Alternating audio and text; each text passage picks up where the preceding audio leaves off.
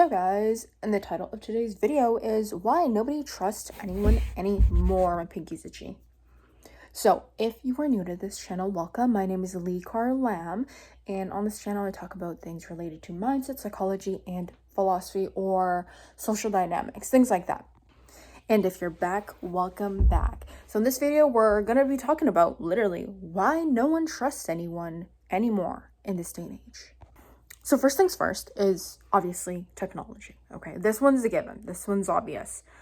Like when you're on dating apps, for example, you literally never know when someone's just on their phone and cheating on you. You will literally have no idea.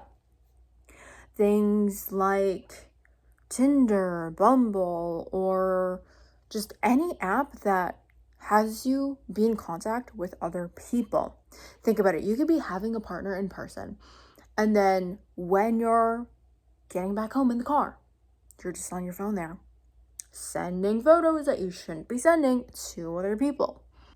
And then so at the end of the day, this is why there's mistrust in relationships or even in friendships, where you're like, okay, well, this person left me on red, but then they were still online during this amount of time because it showed on their profile or online status that they're online, but they didn't respond to me. So what are they doing on their phone? Let me go ask them when they come back home. Are they on their phones?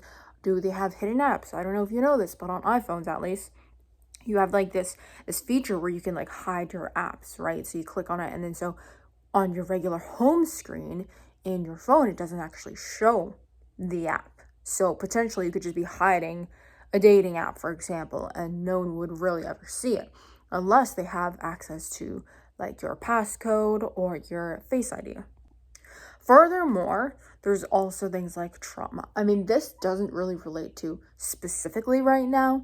This obviously can apply to years ago before, but in terms of trauma, it is still very much a thing that caused people to not trust people anymore, right? Things like trust issues, that's a huge thing. And it's not even just in, relationships and, oh, I don't trust this person because I got cheated on. Yes, that's like I'm not saying that's superficial. That's very much true, very much valid, but that's more like on the basic levels. But we have like deeper levels. For example, if as a child you have been abandoned by your parents, or being literally given up for adoption and things like that, or maybe your parents divorced and things like that. And then you're going to see that and you're going to want to avoid that. But you don't know if the partner that you currently have, if the friend that you currently have is actually into you, or is actually interested, or is actually invested in the relationship, and whether it's platonic or romantic. And so when you have these trust issues, you kind of don't actually trust the other person. Like, are you actually going to continue to invest in this friendship with me? And then they might even say yes, but then you have these issues that you have not really processed from the past. I know there's a word called samskara, which is, I believe it's like in Hinduism or something. I don't know, something like that. But basically what it kind of means, from what I understand of that word, is that it's like things from your past that are affecting how you think and act in the present moment. So for example, right, trust issues is a big one. So if you got cheated on in the past, then with your new partner, you might have these trust issues and be asking them all these questions that they don't even deserve to be asked. They deserve to have your trust, but only because you have been cheated on in the past. Then you just assume that, okay, well, the same thing could happen. And this is natural. Not saying it's good. It's better to fix these, because if you're with a new partner and you're bringing all this baggage onto this new partner, right? Like, let's say your parents abused you in the past, for example, and then you're almost like flinching if they move their hand with your partner, things like that. So, sorry, I'm just getting like a notification comment. Anyway, and to not only heal those in the past, but to actually create better relationships and connections with people. And that kind of goes back to the whole thing about technology. We're always on our phones. We don't have many in-person connections. And when you don't have that, you cannot build trust. Trust is almost only ever built with other people and yourself. Sure, trust built with yourself, I would call that more so confidence rather than trust. Trust means being vulnerable with another person. That's how I really see it. When you have self-trust, that builds more confidence rather than the vulnerability and trust. I would say trust really comes from other people. So if you tell someone a secret and they are sharing it with other people and talking behind your back, well, that is broken trust. And for you to be able to trust them, you have to be vulnerable enough to be putting yourself in a position where you could get hurt, where they do expose your secrets that you told them about, and things like that. But with this whole day and age, where everyone's online and there's less in-person interactions, we don't get much of an opportunity to connect with people in the ways that we want, deeper connections. Being able to see the way someone reacts physically, with their facial expressions, with their body language. And that takes away a lot from trust, because you need to be able to have these bonding characteristics, right? Things that I mentioned, facial expressions, body language, tone even. And so if you're always on your phone, right? Let's say you're only ever texting.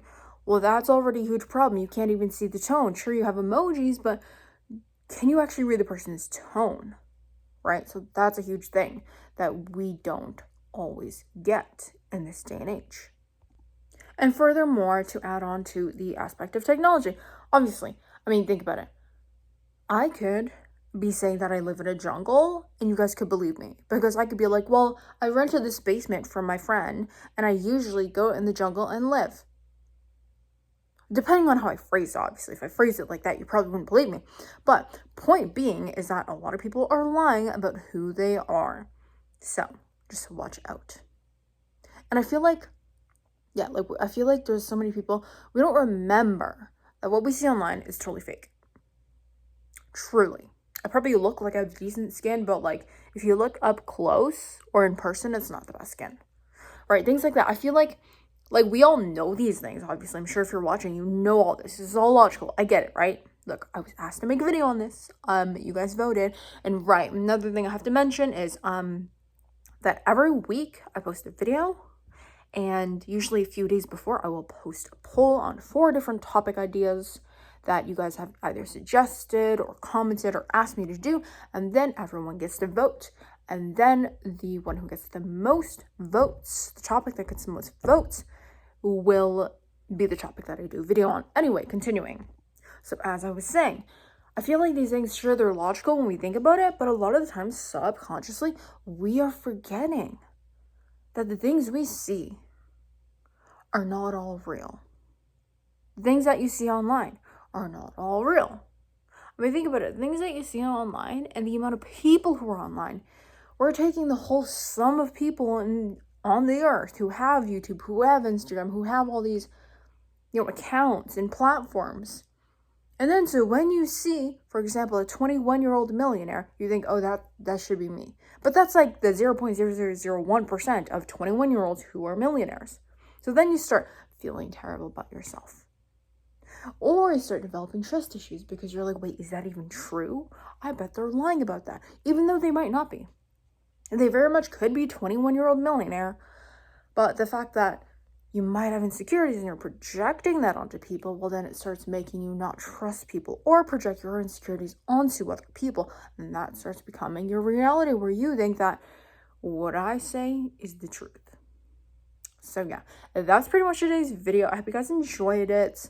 Basically, I know, I'm sure a lot of you guys are smart. None of this is new, but that's just my perspective on it. I like to share my perspectives. And if you like my perspectives, definitely like and subscribe. So thanks for watching. If you haven't, please make sure to like and subscribe because it helps me a lot. And I'll show up on your feed more if that's what you want. And see you in the next video.